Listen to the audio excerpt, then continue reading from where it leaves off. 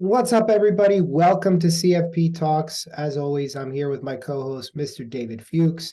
And today we are joined by a very special guest coming live to us from West Hartford, Connecticut, Mr. Adam Scherer.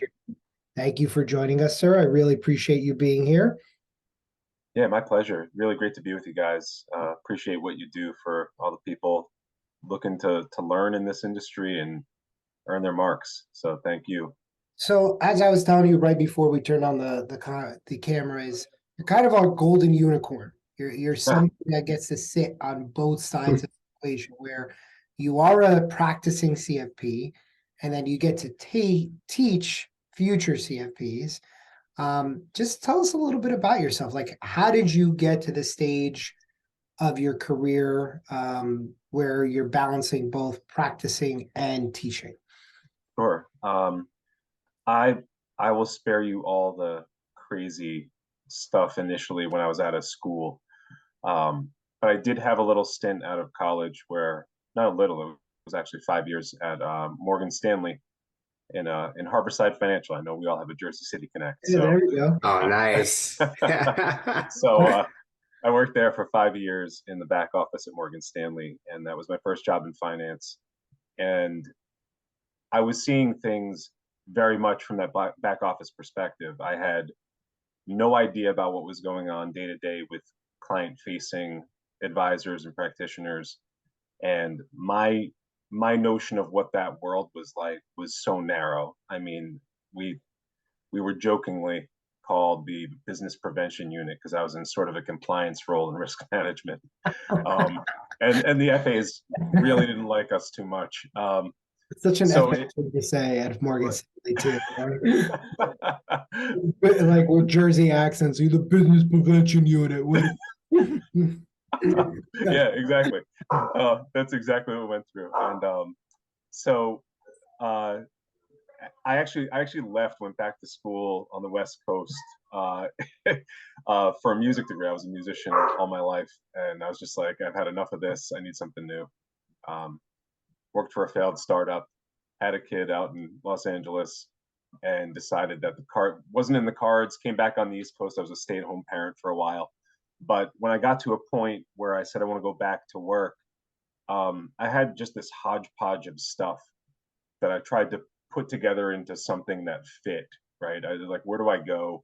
What do I do? And it just so happened one of the local RIAs had an opportunity for, it was for someone that ran performance reports at their RIA, but also focused on bringing tech into the financial planning. And I just come off the heels of this startup company that was an app-based thing. And I was like, all right, this sounds like a good opportunity. Joined the RIA and really fell in love with the financial planning work. And it was like one of the first times in my career where I said, I can really see myself doing this, like what these guys are doing. Mhm. And went out there, got my 65 through them. They supported me through that. And then I learned through reading a Kitsis blog about how CFP is like the gold standard, and that if you're going to do this, that's a really great thing to shoot for. And the firm, they kind of took a few steps back, and they're like, we don't know if we're going to support you in that. We're going to have you do paperwork, client paperwork. We're going to have you process opening accounts and stuff, and we want you in more of an administrative role. And it didn't work out. So I ended up going to education first because my next job after that was at Kaplan, and it was being a subject matter expert in their CFP program. So I was actually in a very, very unique situation because I was studying for my marks while I was doing the work as a subject matter expert. And I had access to this whole team of people that were experts in tax and estate, in investments that I could call upon if I needed. And part of my workday was to study. So I have a very, I'm very fortunate for it, but I was putting in the hours while working and while engaging with students. And it was there that I fell in love with the work. But the whole goal all along was I see myself in an RIA. How do I get there? Yeah. And got my CFP marks and still love teaching. And my career has been primarily in education. It wasn't until a couple of years ago I launched my RIA, and it's very small. It's nothing big, but I'm able to grow it with the people I want to work with, and gives me a great place to just apply what I know and to help. So how did you end up? I'm just curious from the, I guess, a little more administrative role was that an RIA as well out in California, or oh no, the first it wasn't firm even. you were at?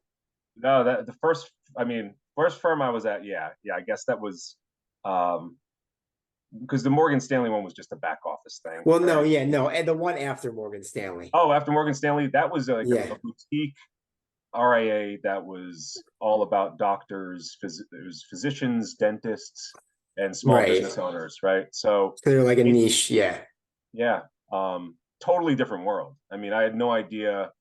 The clients would come through the door, and you could tell that there was a long history of working together, and it just felt it felt just like a really really good environment, with good work being done every day. And so very much different. So how did you parlay that into a job teaching the CFP when you didn't even have the letters at Kaplan? Because I was in the so what had happened was I ended up asking a family member for a temporary loan. I wrote up a business proposal. This is to one of my family members, and I was like, here are some statistics, and I pulled them from the Kitsis blog article. I was like, I think this is a good investment in my future. I don't quite have the money right now, but would you support me in this? This is where I see it going. I will pay you back as soon as I get my first job, after I get my marks. And American College happened to be running a deal right at that point. So I had that on my resume, and I put it on there that like I'm a candidate and that I'm pursuing the marks. And it just so happened I had worked in the insurance risk management area. Kaplan needed an insurance risk management CFP subject matter expert, and they hadn't had anyone internal that had sat for the exam in almost a decade or something crazy. Wow. So they wanted the eyes of a candidate with some. I mean, I had some knowledge of the insurance world. I had my life, health, and VA, had my 7, my 6, 24 when I was back at Morgan Stanley, but that's how it came about, and they liked the idea of me working there and were willing to stick by me. So I was very fortunate for that opportunity, because you don't normally get that. I mean, now being on the other side of it, that's a little bit of a risk, right? To have someone that hasn't even got the marks yet. Oh, totally. And I'm just curious how long ago that was, and I'm asking for a specific reason. So this is a 2-part question. Yeah, for sure. So that was I got that 2017. I started working at Kaplan. Okay. Yeah. I was working at the RA 2014 or 2015. Okay. Left there after 2.5 years. So the reason I was asking was because, and this is kind of one of the reasons, where you're going to bring your expertise here with us today, is how the industry has kind of like evolved, and how planning has become, in my opinion, and I know in Joe's opinion, and I'm sure for you too, it's become, a lot more to the forefront in the financial advisory, industry.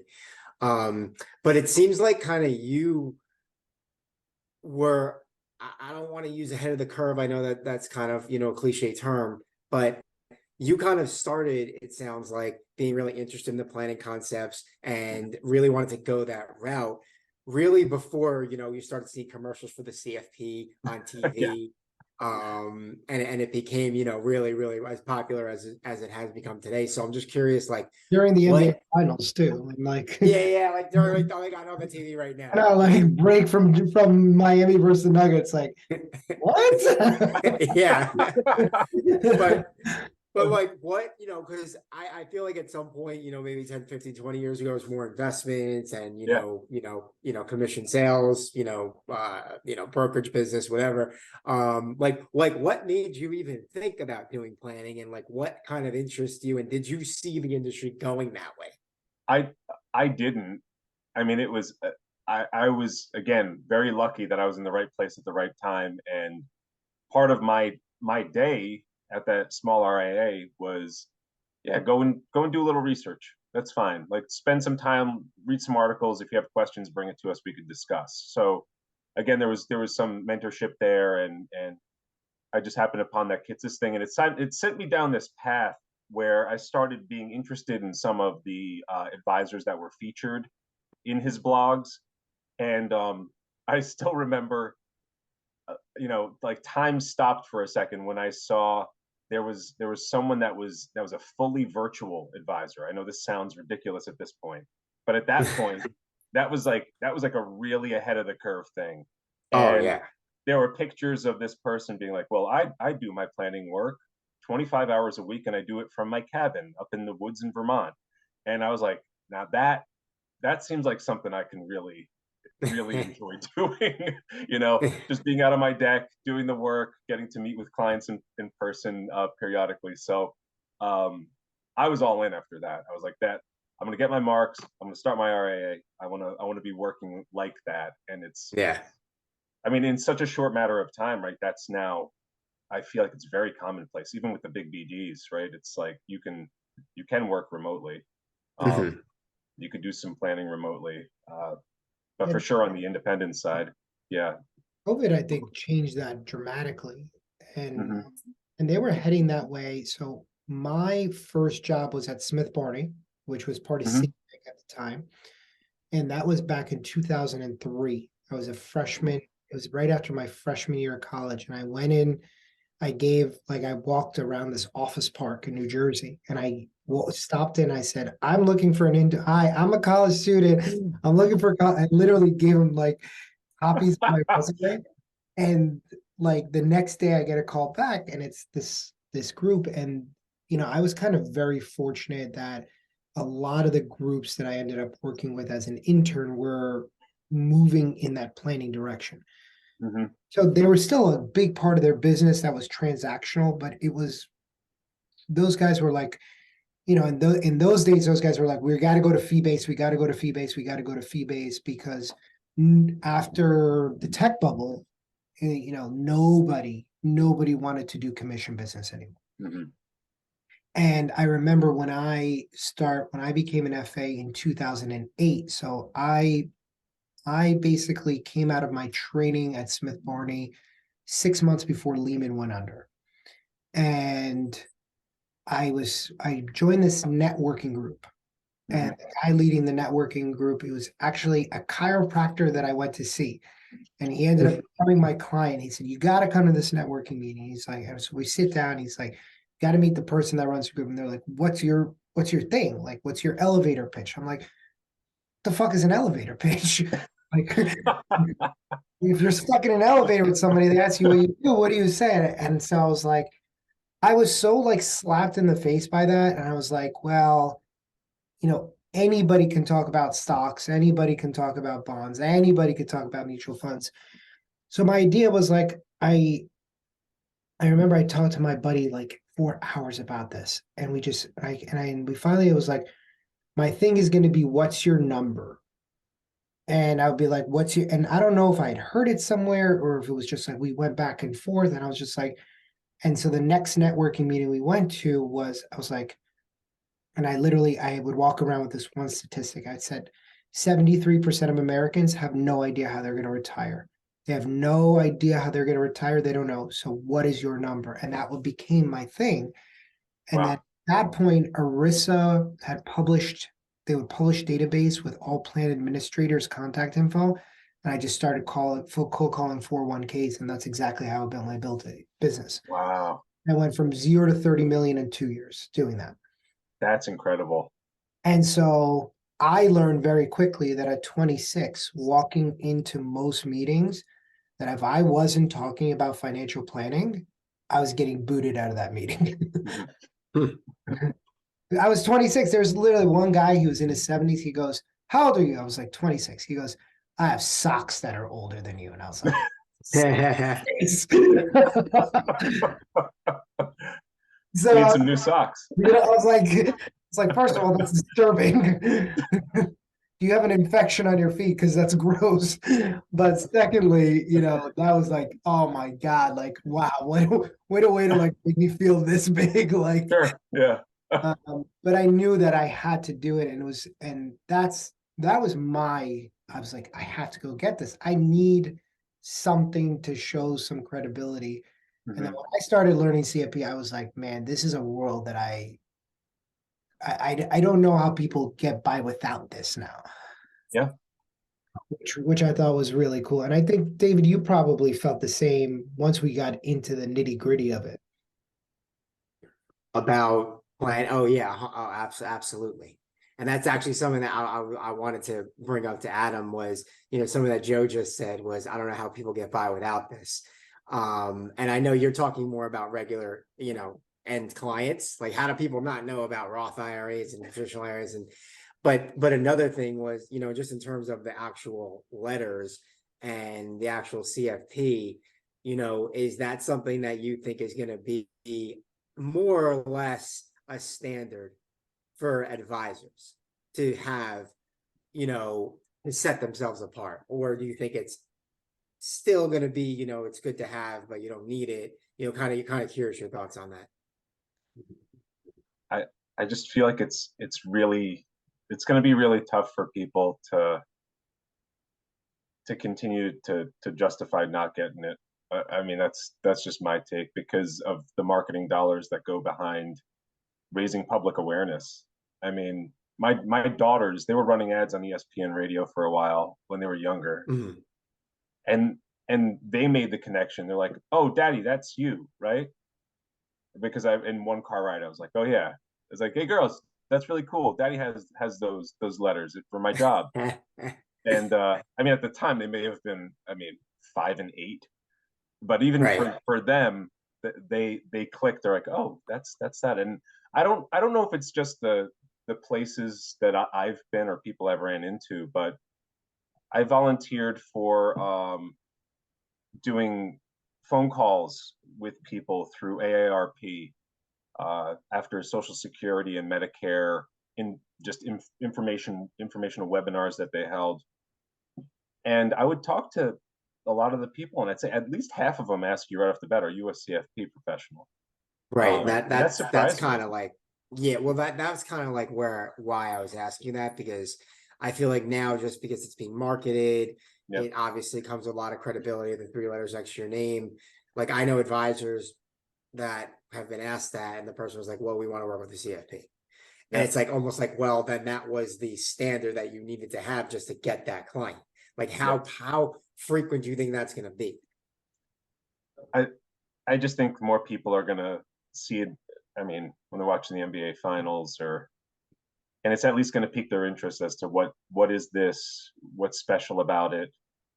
And I I think I know there was a lot of controversy in finance and financial planning just about the fiduciary piece. I know there's kind of big uproars at different firms, but what we're even seeing are that some of the firms that had big uproars are now playing catch up, and they're getting their advisors in a position where they can accelerate and get the marks as well.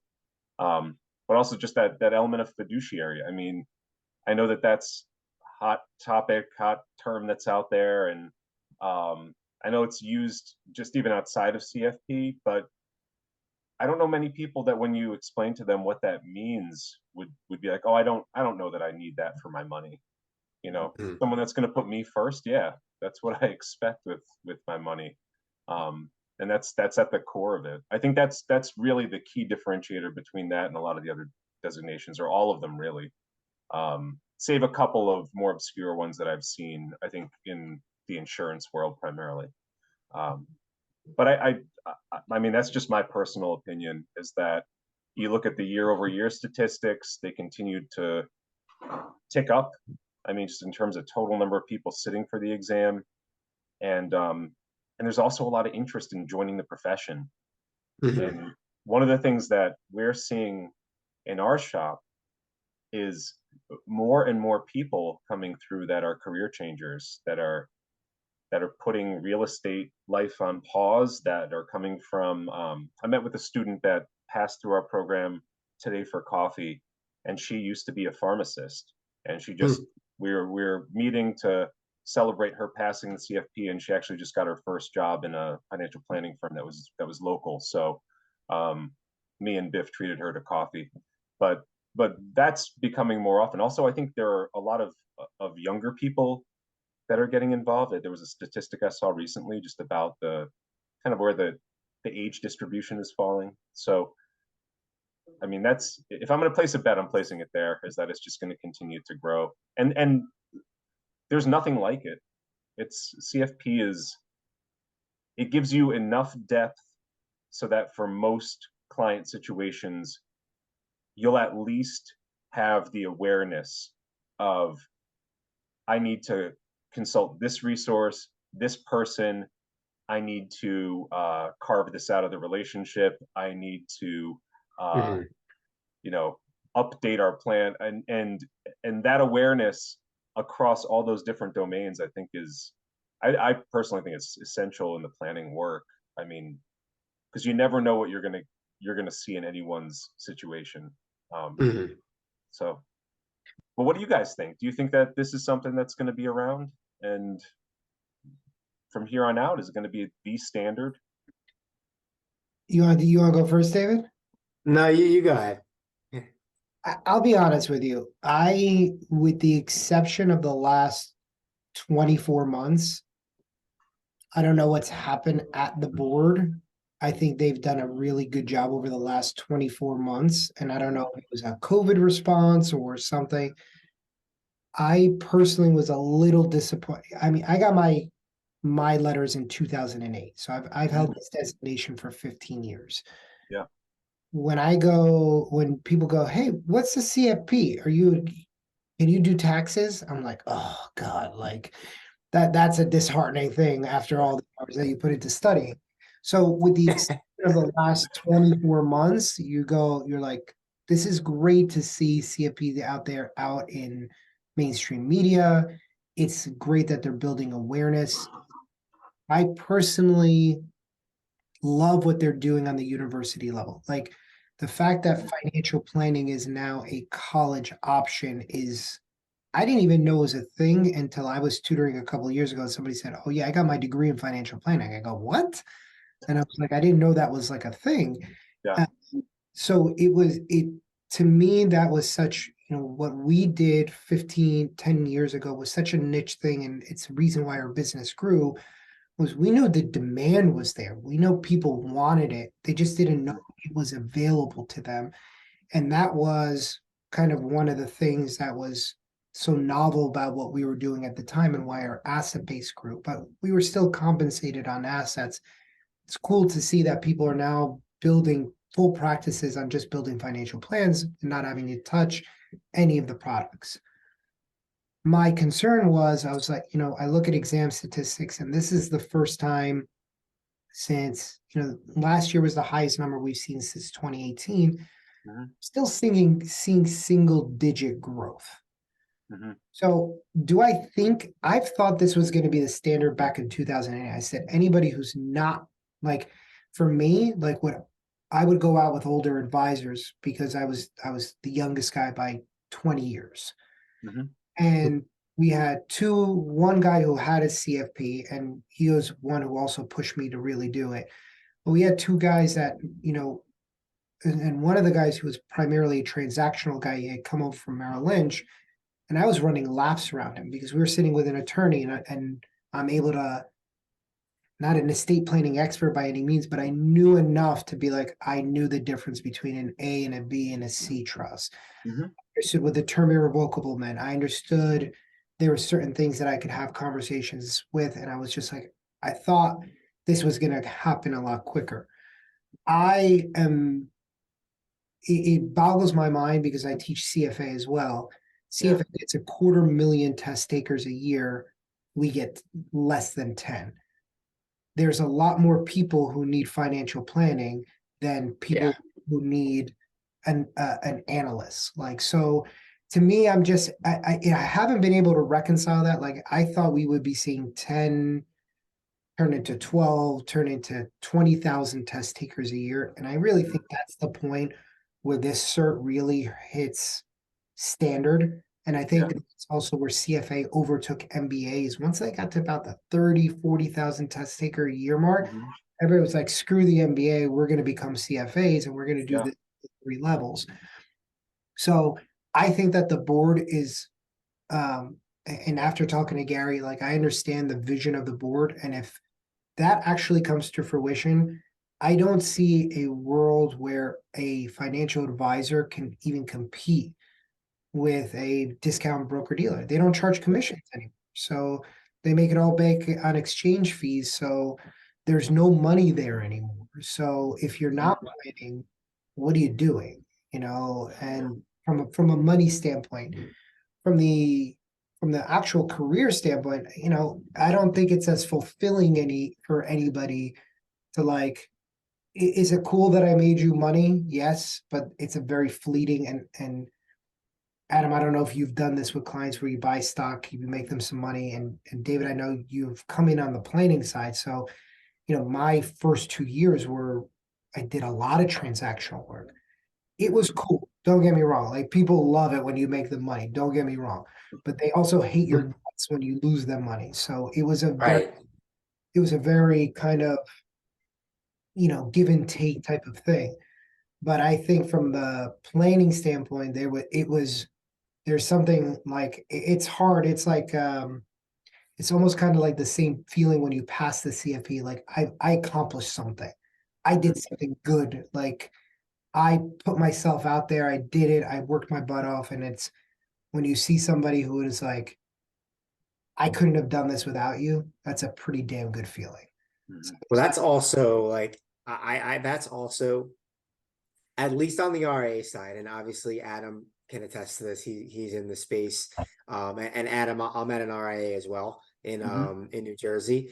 But at least on the RA side, the value is 100% in planning.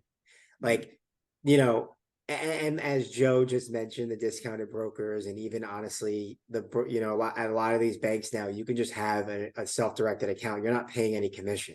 So like I can just do my own investments. I can pick my own stocks, or I can just go into a fund and just invest in the whole entire market. What do I need an advisor for?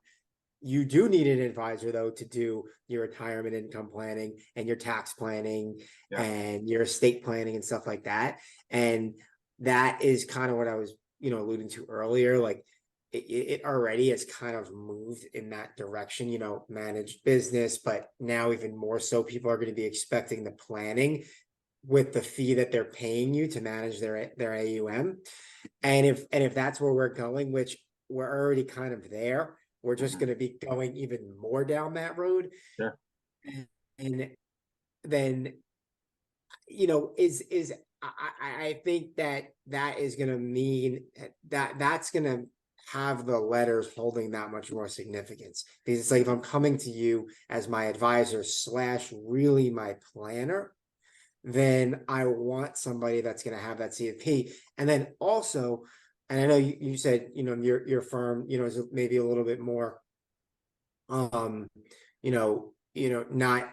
on the larger side yet, but, in terms of employees, but like a lot of RIAs, when I was looking for jobs, I came from the wholesaling side, by the way, Adam. And I got the CFP while I was on the wholesaling side, so I can make myself more marketable to an RIA. But a lot of them like really only hire you if you have the CFP. Like some of them are like, well, you don't have the exam, you're not pursuing it, you're not really going to be a fit here. Or sometimes it's like you have it, you're a candidate, or if you don't have it, but we know you're pursuing it, then you'll be a fit here. So all these things are kind of like, makes it seem like, I don't know if it's going to be like the standard, like you need it, like the Series 7, like you can't have a job without it. Sure. But I do see it becoming a lot more, I don't know what the word would be, popular, or, Prominent. What'd you say? Prominent. Yeah, exactly. Yeah, it's interesting you bring that up, David, because another thing we're seeing, and it might have something to do with career changers coming in, or possibly, Joe, what you alluded to with some of the undergrad stuff, but one of the big challenges with this right now is getting the hours. And I'm seeing a lot of people, my path was I have the experience, or I'm building toward that. I'm really close. I'm going to get the education E, and then I'm going to pass my exam and I have the marks, and that's done, right? But there are people that are doing this slightly, it's not out of sequence, and I don't say that like as if it's a negative thing, but they're passing the exam, and then they're looking ahead and saying, well, now I'm employable, right? Now I can get the financial planning job I want. And I'm just not seeing there being enough ways for them to get the type of financial planning job I think a lot of people are setting out to get. I mean, I have conversations after every CFP cycle, because I always ask what's next. And for a lot of people recently, it's just been, well, I gotta go get my hours. I need to, I'm gonna do some para planning, hopefully, or I mean, I had some guy who I attested to his hours, but he had written a book before doing CFP on financial independence. He had blog articles that he put up. These are all hours he put in that are qualified hours. And still then, it took him years of all those qualified hours where he had documentation for it. But I think that's one of the big challenges with the marks right now is that piece. And yeah, there's more interest from the people wanting to practice, but are there the jobs where people can fall into and get meaningful mentorship and growth and log those hours so that they can then wear the marks? Yeah, that's interesting. That's a good point, because I never even really thought about that. Because with CFA, there's plenty of analyst jobs and investment banking jobs and all those types of things that are available for a CFA. That yeah, are there enough jobs for them to fit? I mean, RIAs are typically what, 40, 50 people large, so a lot of them, there's not as many. But let's talk a little bit about the test, because how did you get hooked up with BIF, or did you start? Are you one of the founders of BIF? Oh, I'm not one of the founders. They've been been around a while, and they were aligned, I think, originally with Boston University, but then moved along to Bryant.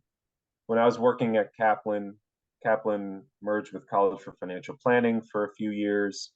And one of my colleagues that was at Kaplan for a while went to BIF, and they started growing their team out, and just seemed like a really good fit. I was always interested when I was at Kaplan with getting into the live review space.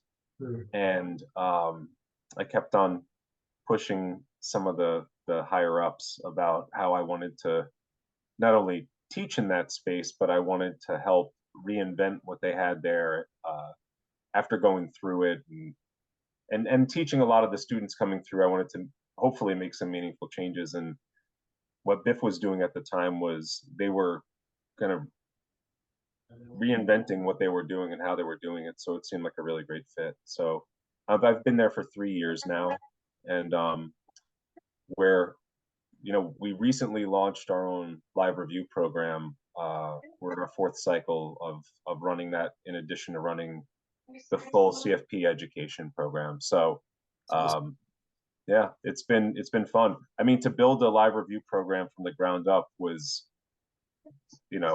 something that was equal parts frightening, and it's really great to be on the other side of it and having students succeed with it. But it's backbreaking work. Yeah. I know. I'm building out my library right now, and it's just backbreaking work. Like, you don't realize how many I was like, oh, I can put this together in a couple of months, and I was like, no, it's going to take probably a year. Yeah. 3, 4 cycles of this. You're kind of probably starting to feel like you're in the groove here. Big question: why do candidates fail? I think there's several potential reasons. One of those reasons I think does come with with translating concepts into the applications. I think that's one of the big disconnects that happens,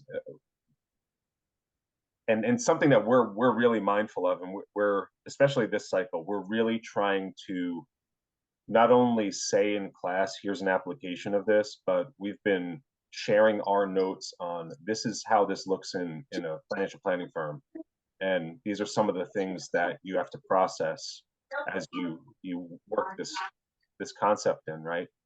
I think that's one of them. I think another one is people not taking it as seriously, like being kind of one-dimensional in their study. I know a lot of people learn well from question banks. I tend to be someone that, doesn't really promote that as like the one way. I think to really be able to go into that that exam and feel comfortable and confident, that you really need to know the concepts well and deeply, and it requires some slow learning rather than the quick hit, fast learning that often happens in question banks. I mean, it's just the time management is another thing too. We tell people that come into the program that treat your study time from here on out and like it's your most important client, and book that time and mark it in your calendar, and there's no exceptions. You are booked for that time. And I've also seen, I've just seen so many people.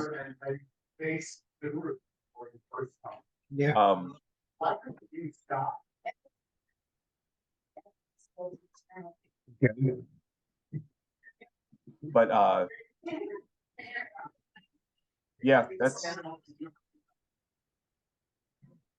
those are some of the ones that come off the top of my head.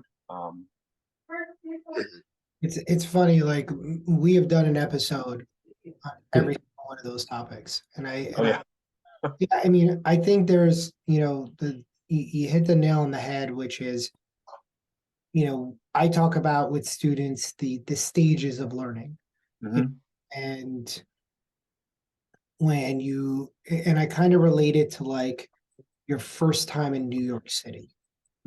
And it's like you get off the train and you're like, what is going on? There's stuff everywhere. And it's like, you're just looking around and and that's kind of like your first read through the material. And then, you start going to the city for a month or two and you're like, oh yeah, that Starbucks that's on the corner of 7th and Bleecker? Yeah, meet me there. No, it's not on that side of the street. It's on the other side of the street, and like, and everybody has done it, but like you get to know something. It's not like you learned it in a day or a week or a month. Some time to kind of start adjusting your eyes and realizing where you are, where it's like, oh, I didn't even think that I could get there from the east side. I thought I would have to go, and oh my God, what a great way to do it.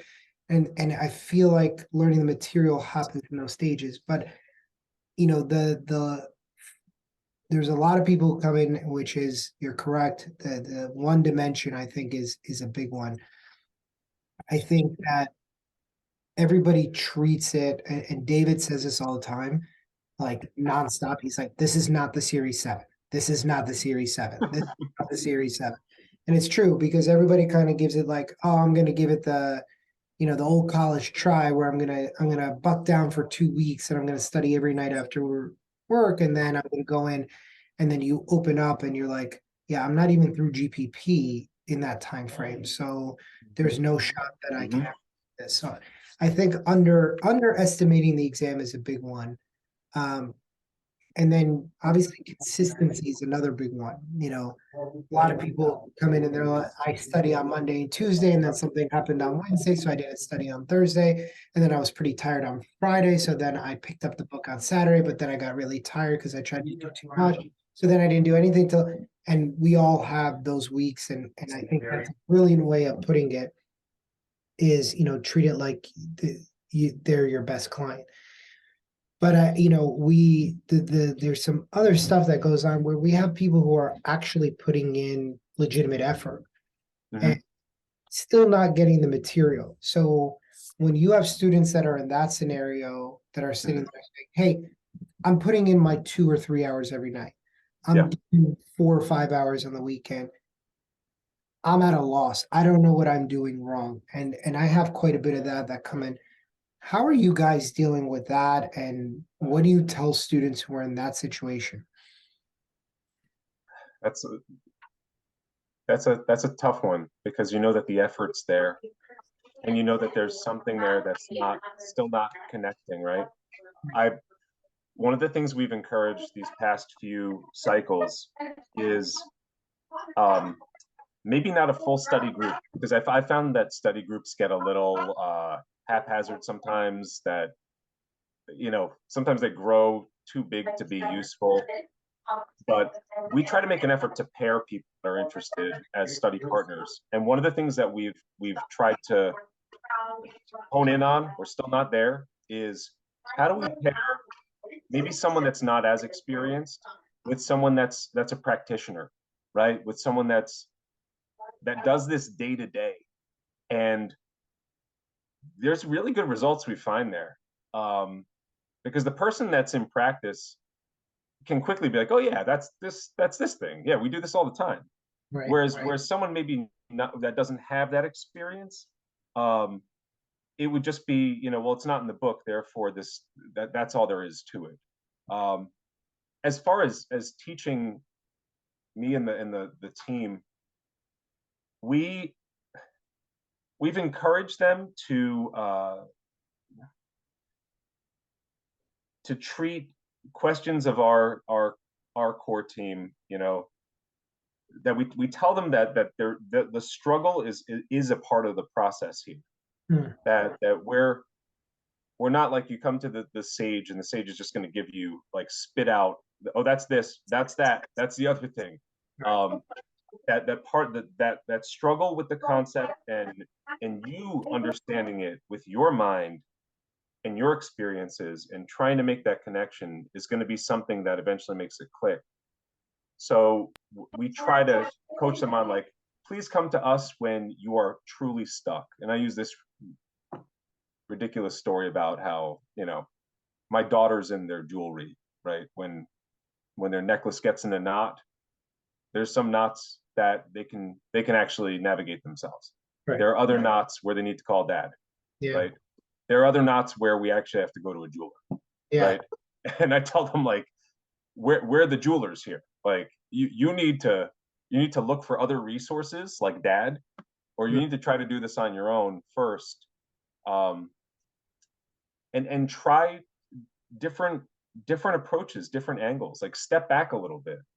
Other thing I've been trying to be more conscious of when I teach lately is, with every concept, almost a deductive kind of zoom in. So start big, right?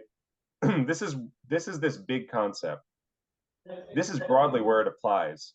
We're going to get narrower and narrower and narrower and bring you to the place where it's most likely going to be tested. And sometimes it's not that far.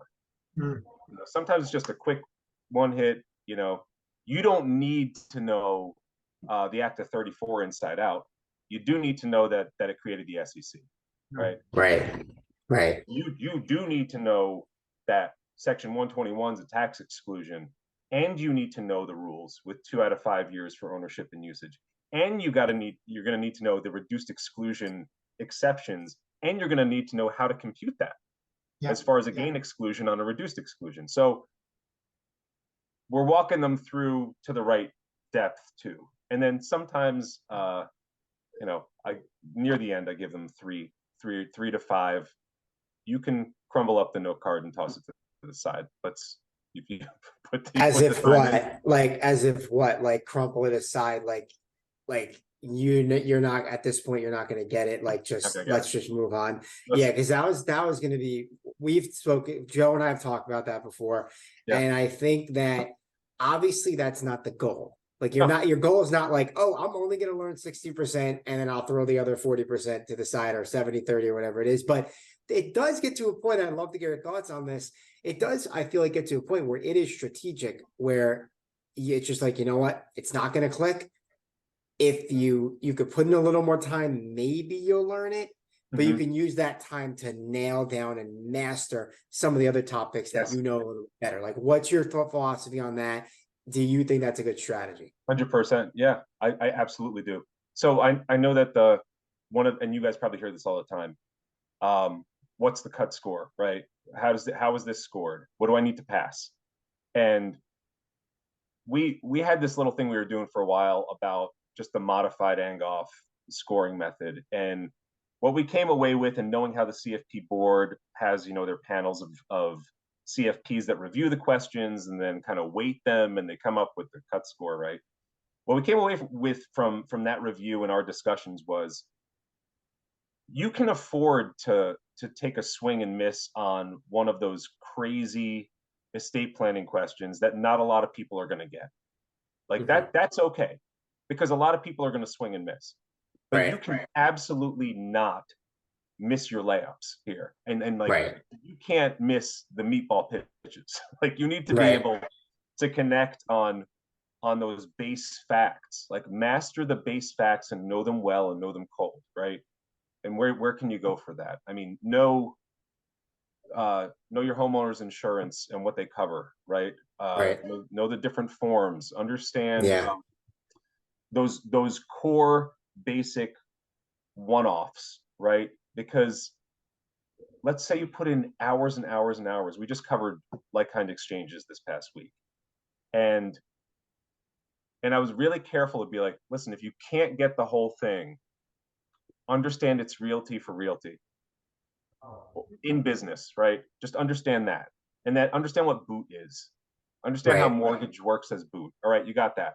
Understand the 45 and 180 timeline. All right, you got that too? All right, now we're going to try to go a little bit deeper into the actual calculations. And if you don't get the calculations, so what? You know, three things. Maybe we throw in the recognized gain piece, right? But it's being strategic with something that they're really struggling with. How can we at least send them on their way to the exam with something? Is there something that we send them in there with, so that when they have those four options, they could at least strike out one and increase their odds? I mean, that's a good strategy. I've completely stopped teaching like-kind exchanges because it's not worth the time anymore, because I say I'll teach it from a practice exam. And that's when I'll go, look, here's 1, 2, 3, what you need to know, but I won't waste class time on it, because similar to what you guys do, I phrase it slightly different. I say it's 20, 60, 20. So, I was hoping you were going to touch on that. So the 20% that are layups, we got to get 100. Those are our flashcard questions. Right? Go in and we got to get those flashcard questions right. The 60% is those medium questions. We don't need to get 100 on them, but we certainly can get a 60. We aim for about an 80. So at that point, we're touching right at about 65%. That means you need to get 1 out of every 3 hard questions right. I said we could probably guess and get 1 out of 3 questions right, but basically, like, when we start going to like the high levels of estate planning, I say, know what you know very, very well, and don't so if you want to get, if marital trusts are making sense, know that, because then that's your 1 out of 3. That's what pushes us over the hump to get us into that 75-ish, 77 realm. And that's where we really want to be, is we want to clip 6 out of that. So I like that, Joe. So that's really what I tell students, because, when somebody's coming in that scenario that we reference, which is that they're really struggling and they're putting in the effort, 9 times out of 10, I'll go in and find out they're just doing a lot of empty studying, or they've gone completely one-dimensional. So like I just keep doing flashcards, and I'm like, remember that's step 1. We got to move to the next step.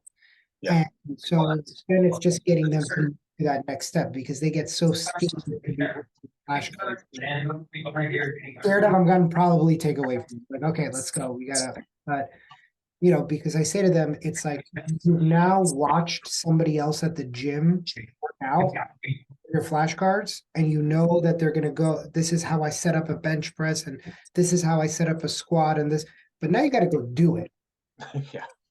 And you're not going to learn, like, it's good and it's important to watch other people and do the demos because you have to have a sense, but you're never going to do it until you get your hands dirty. Yeah.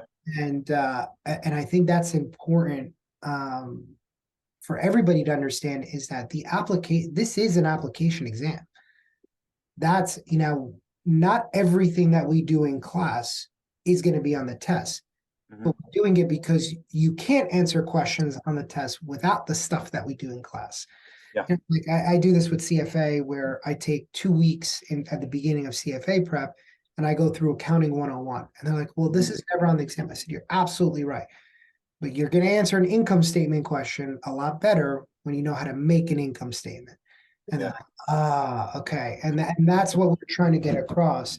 But I'm interested in, and we'll kind of close up on this, is, one of the things that, people get in what you said, which is they underestimate the exam. And they come in and then they realize that there's a mountain in front of them when they get started. And, they're not necessarily getting it on the first swing or the second swing. How are you guys dealing with students that are getting discouraged? This was the subject of our episode that we put out this week, was how do you get over that discouragement? We live in, I hate being that old guy, because, with all the grays in my, I'm like that old guy that's like back in my day, I'm like, I'm guilty of this as well. Like, when I study, like, I want to read something, I want to get it. And I think we can access information really quick. So we're kind of now getting used to that. If I want to know something, I go to Google and I look it up. I go on my cell phone, I look it up. 20 years ago, you'll appreciate this, Adam, was like, remember when you couldn't remember something? Like, I couldn't remember it. And like, you and a friend are like, who was that what was that movie? And then you remember it and you call your friend up like 2 days later. It was Man on Fire, that was the Denzel movie. I just remembered it. And it's like, that never happens anymore. It doesn't happen anymore. You're right. So like, No. And me and my buddy Mike were like this all the time, where we'd be like, we discuss something literally for like an hour, and like, it'll come. Just don't think about it. And it'll just come to you, right? And like, that obviously doesn't happen. And like, everything is it's right here. It's in our pocket. We have more computing power in our pocket than our grandparents had access in their lifetime. So, people tend to get discouraged a little bit faster because we're so used to everything being so fast. We're constantly scrolling. I mean, and these are real things as educators we got to deal with, is like, we're so used to everything being so quick. Everybody's schedule's full. Everybody's busy. They got 10,000 things. And it's like, even when you're resting, you're not resting. Yeah. And what I say this to people all the time when they're studying, like, I said to David, I was like, the phone goes away, and like, you go outside for a walk on study breaks. Don't do it, because you're just killing your brain. Don't watch Netflix for 7 hours on a day that you're not studying, because it kills your brain. Yeah. How are we dealing with students that are coming in they want it? I want it quick. I want it now. And I want to know exactly what to study. I want it. I want you to tell me exactly what to do. And then I'm going to go and do it. But wait, this is a lot harder than I expected.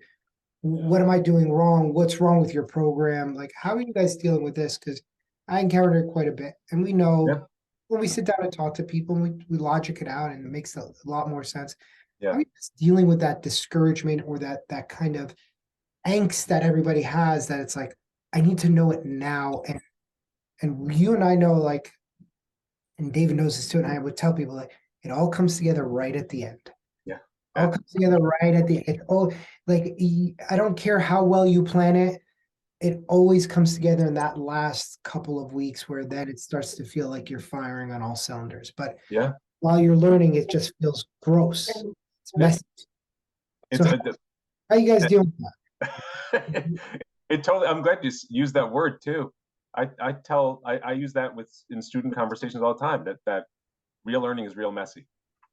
Like, it really is. Your brain has to do so many different things.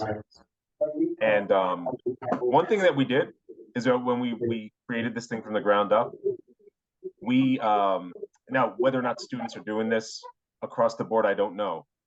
But when we tried to trim out as many words as possible, we leaned really into infographics, bullet pointed stuff. So we tried to reduce things down to make it really efficient.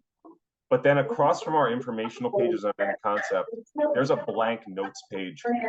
And our first task that they have each week is before you come to class, you are taking notes.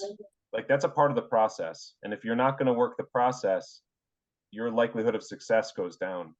And the whole purpose, Joe, is we need to slow down your brain and slow down your learning. And when you're writing, whether or not you say, "Hey, I'm not a note card writer. I don't learn by writing."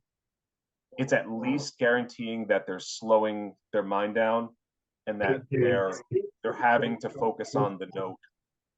And we build on that in class. We're like, "Oh, here are our notes. We're bringing our notes in. This is the notes that I took from that are going to give you some practice angles." But we do that. And I also talked about the process as well, that this is not, you're going to be up, you're going to be down, you're going to be in between, you're going to have like really productive days, you're going to have days where you feel like you're going nowhere. And we're trying our best also to give the students in our program a forum where they can talk with other people that are in that place. Because this stuff is so isolating, right, guys? It's like, it's you're telling your family, your loved ones, your friends for 3 to 4 months, I can't really be as present as I was, and I need to be carving out all this time during family time, during time where we go and hang out. We're like, this is what I'm doing now. Like, I'm basically going to be out of your world and in a really present way for 3 months. Right. But that's where the good stuff happens. But we have a Slack channel for students in our program where they can work together, they can collaborate on questions, they can help each other out, they can offer encouragement. So in a small way, we're trying to build a little bit of support there too, just if people are feeling burnt out. And around this time, they start getting a little bit more real about, "Hey guys, I feel like I hit a wall. Anyone feeling that way?" And honestly, that's where a lot of the bonds start forming in the cohort too, is that people are like, "Hell yeah, I feel awful. This sucks. I just want this to end." And they pick each other up, and we do our part too. We try to have a balance of we are here as people that have been in this space for a long time, and we just want you to pass this. And I've learned the hard way that being just an endless well of positive stuff every single time, it's not helping me get the best results for them. And I found myself having to every other week be like a firm reminder about, like, this is what you need to be doing, guys. Like, are you doing that? Ask yourself this. Are you making the progress that we're asking you to make? And if not, try to figure out why. You can still get back on track, right? And I'm having more of those types of conversations too, obviously respectfully, but it's they need that. I mean, we put surveys out after every cycle, and when I finally leaned into that as an educator, it felt really uncomfortable because I'd never taught with that demeanor. And there were several people that were like, "I really, really appreciated that." That's when I changed my study habits. So it's that balance. We want to encourage you and keep you going, but we also need to like get real about it. You're not going to pass this if you're not putting the hours in. Yeah, I think that's the kind of plight of all of us in education is we start off as cheerleaders and we end up being disciplinarians. That's our job. Yeah. My job is half educator and half motivator, but you can ask David. I've had some very uncomfortable conversations where I call him out. I'm like, "This is not enough. This is not good enough." And we all need to hear that. And I think there's a negative connotation that goes with somebody calling you out. And the reality of it is that if you're coming in to do something like this, that requires a big result at the end, you need a support system not to yes you to death. You need a support system to push you until you get the result that you need. And that's the mark of a good support system, is yes, we can give you positive, but a great support system goes, it's not enough. I mean, like I don't I know, I think you're a basketball guy, yeah? Yeah. All right, so there's a story, and I don't know how true it is, but I've heard it from different people. Is 2016 NBA Finals, the Cavs are trying to come back from the 3-1 deficit against the Warriors. Game 7, Cavs go in the locker room. They're all happy about themselves. Tyronn Lue looks at LeBron James and goes, "You're not doing enough. Get it the fuck together." And LeBron's like, "We're coming back. It's 3," and he's like, "It's not enough. It's not enough." Like, I mean, and you think about that, and here's a guy that's, you're coaching maybe arguably one of the best, if not the best basketball player on earth or that ever lived. And his coach looks at him and says, during game 7 of the final, says, "You're not doing enough." And it yielded a result. And I think that's where, this is a very hard line for us as educators to do, is we're here to push you, not because I'd rather not, to be honest. Like, I'd rather that you're motivated on. You ask my more recent cohorts and student, I have somebody that's like, if your style, and I know with different students, especially in the one-on-one, the groups, it's a little bit different. She's like, if it wasn't for your militant style and the fact that you held me accountable at the beginning of every class and she was like, why don't you ever, like, when I have this excuse, like, it was funny, like I made a joke. I said, because I don't think it's funny. There's nothing funny about you taking 24 weeks to pass the Series 7. There's nothing funny about that to me. Like, there's nothing funny that you pushed 20 different things in front of your studying. There's not, and she's like, and then look, we had a very uncomfortable conversation, but like, it's happened, and this happens for me once a week. So I'm like, I think once you start having it once a week, it's you start getting over it. But our job as educators has come to that where a lot of the discouragement that a lot of students feel is unwarranted. You haven't done enough to really be that discouraged. You're going hard at it, and you're doing everything that we ask you to do. The first thing I say is, how much of your homework have you completed? If it's under 80%, then you're not allowed to be discouraged. But if you're doing 110% and something's not okay, I'll work with you. I'll find the breakdown. We'll work it out. Keep giving me the effort, and I'll keep giving you. If you give me 100%, I'm giving you 120 back. But if this is for every CFP student, this is an effort. It sucks. It's a process. When David was going through it, and we would chat, and we would chat about it, and he'd be like, "Am I doing too much? Am I doing too little?" And for some of you students, I would pull you back. There's people who go run through a wall and try to do everything in a day.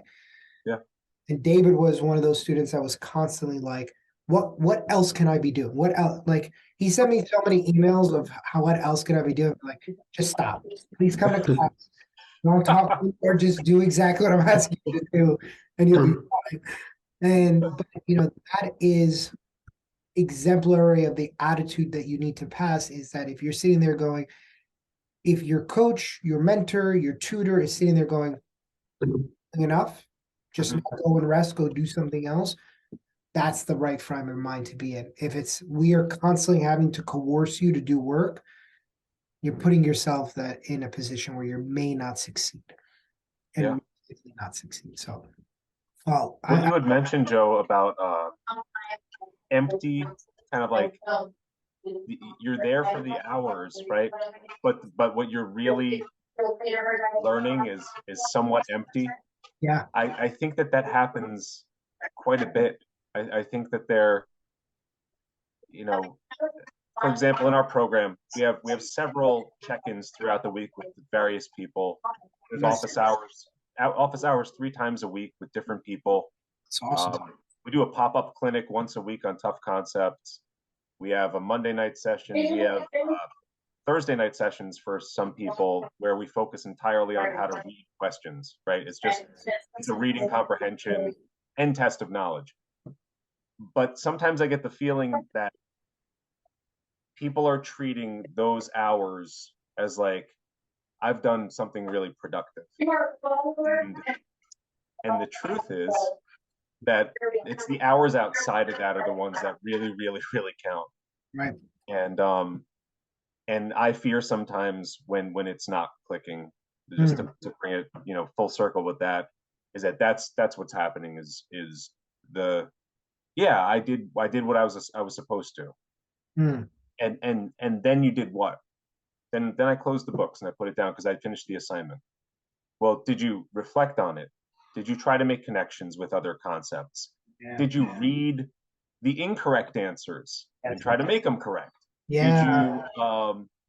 Did you, did you think, who's the person that would benefit from this strategy, right? What is that client profile? Like, when would I use this in the process? Is there something in the code and standards this reminds me of? Yeah. All of those things can happen after the majority of questions that students do. Yeah. And I don't know how many people are really doing that. You know who does it with a higher rate are the retakers that are taking it seriously. Yeah. And when you give them those strategies, they're like, that's what I have to do to get this thing. Heck yeah, I'm all in. Yeah, we talked about this on the mock exam episode. We said your job is not to review the ones you got wrong. Your job is to every question, because a guess question means nothing. Yeah. So you get a question right, but you get it right for the wrong reason or for a guess reason, it's not repeatable. So it's useless. And we find that the Q bank is kind of the biggest offender. The studying, it feels like I'm doing something because I'm doing questions. Yep.